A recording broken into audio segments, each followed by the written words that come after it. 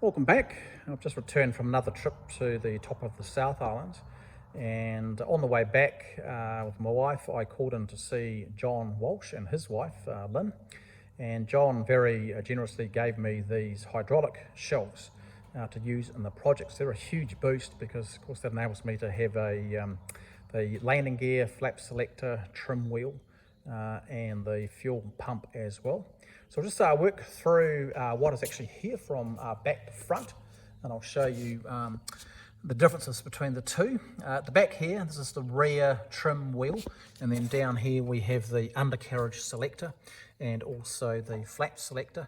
And then sitting in the middle of the trim wheel is the fuel pump to get the pressure up. This one's relatively complete. It has all the push rods underneath, so I'll be able to loosen those up. In the center here we have the main bracket that connects onto the tube behind the pilot seat on the left hand side. At the front again we've got the undercarriage selector and the flap selector. A bit more detail on the elevator trim here, and you'll see at the top we've got a red arrow with neutral and a wee indent in here as well, and so that in the up position would be neutral. TH and NH I think is tail high and nose high.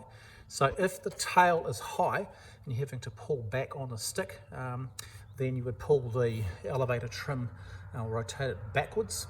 If the nose is high and you need to get the nose down because you're pushing forward on the stick, obviously you would move the trim lever forward. So that's what I think TH and NH for. So I'm just going to go around here and turn this one over, and I'll compare it with the other shelf, which is not as complete. But what you will see is the hydraulic tank sitting here, a little bit dented, but I would be able to take that off and then move it into this position here. And then further back we have the housing that goes around the fuel selector, and this one doesn't have any of those, so I'll take the one here off and then I'll move it forward into this position as well. And then finally there are little indicators here for the flaps, which is yellow, and then also the left and right undercarriage, and you can see a different color coding there. Red would indicate the gear is up and green is down, and so I can move those indicators back to this position. If we have a look here, we'll actually see the undercarriage handle and the two color codes here. So at the this position we've got the red and green is there. So if you look down and you're in the circuit and you saw red, clearly that's not good if you were landing. So you'd need to move the selector to the forward position, and then you would see green. If we come around here, we can see the different labels that are on here. So there's landing gear up and down.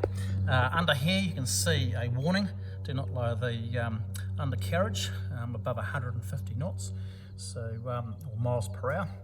And again down here we've got the flap up, lock, and also down position.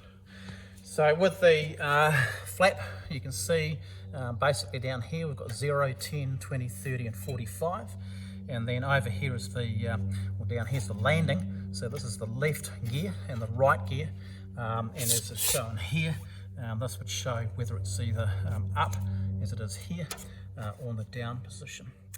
Now when we look at these things a bit more closely, they're not actually the full length. So I had a look at some of the drawings and illustrations of Harvard cockpits, and this is the correct front position here. So that's hasn't been cut. Here of course we can see the further information about the landing gear and flap hydraulic system operation, and also the remains of the pressure gauge there. This one here, however, has been cut. Of course the cut's gone right through where the hydraulic gauge was. But if we go down the back and we have a look here, you'll see that it's not square at the back. This has actually been cut through, and this one's even worse. You can see the big saw mark right through there. So the reason for that is fairly interesting.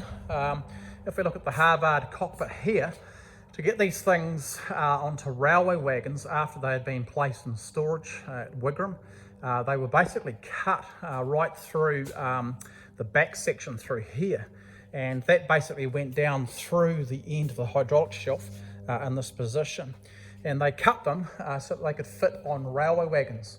And there are quite a few photographs around showing the fuselages after it's been chopped and put onto railway wagons at Littleton, before they were shipped off elsewhere. One of the photographs actually shows the cockpit that John Walsh has and is restoring, I think from memory, 06, so that'll be 906, I think.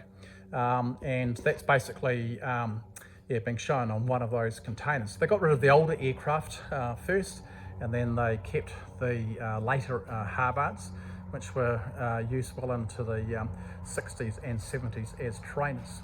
The other things that John gave me are over here, and this is the shelf on the right hand side of the pilot. This is where the compass would have gone, and then here we have all the flare holders. So you can see 4 at the top, 5 down the bottom, so a total of 9 flares would have gone on there. And sitting in this position up in here was a tube. So what the pilot would have done is he grabbed the flare gun and pulled it out, put in one of the flares, obviously then shut the gun and hopefully didn't pull the trigger in the cockpit, put the flare gun down the tube and then fired the trigger to fire the flare out underneath the aircraft. Also here we have the remnants of the document box which sat in that position there.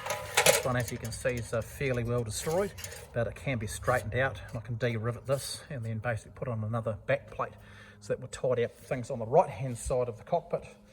Down here are a couple of instrument panel brackets. I think one of these is the front and the other one's the back one. Unfortunately not for just either the front or the rear panels, but just one side. And if we look down here we can see the part number, so we'll be able to look that up and figure out where that one came from.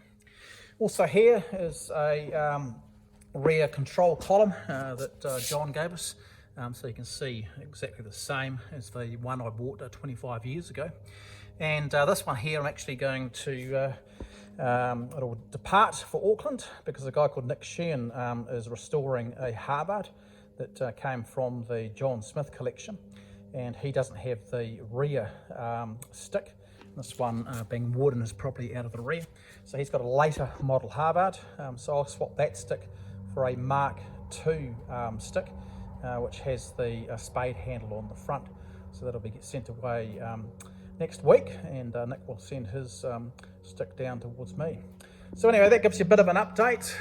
Still to reinstate all the tubes in the cockpit. As you can see, there are quite a few tubes missing. So up the front, from that position over here to there, I've got one tube that has to be replaced.